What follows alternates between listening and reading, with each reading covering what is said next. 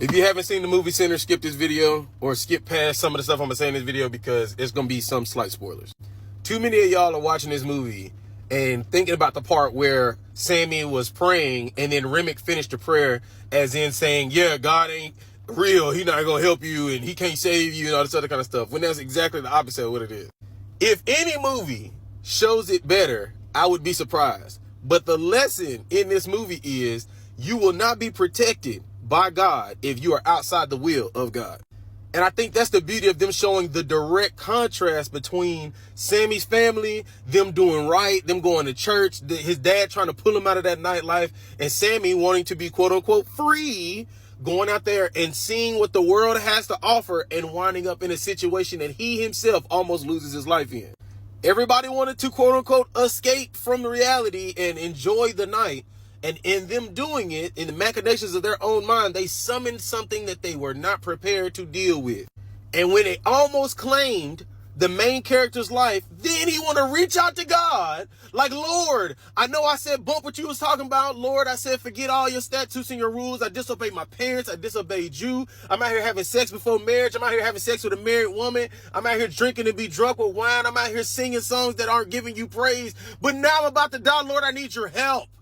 And because he knew better than to go out there in the first place, and he decided to do so anyway, he's got to deal with the consequences of his actions. He had multiple chances to go home. Smoke told him to go home. Stack told him to go home. His daddy told him to come home. And he decided, nah, I'm going to just hang around and do this, blah, blah, blah, blah, blah, blah, blah. And now you're like, Lord, please.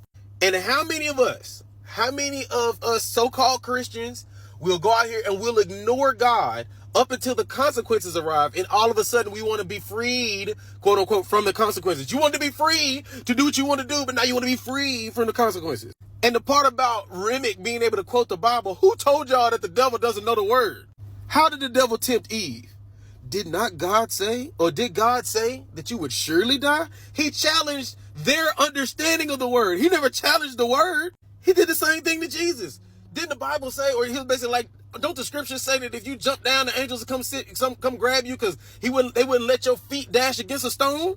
He quotes the Bible, but he puts that little bit of doubt in your mind and goes from there. So why wouldn't Remick, a vampire or the representation of evil, also know what good is? We know what evil is and we're good, so he should know what good is because he's evil.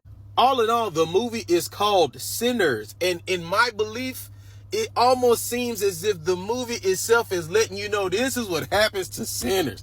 This is what you could expect when you want this quote unquote freedom, when you want to be out here and feeling like, oh, the Lord is so oppressive and the Lord is so evil and this, that, and the third. And you wind up putting yourself in a position to where you need saving.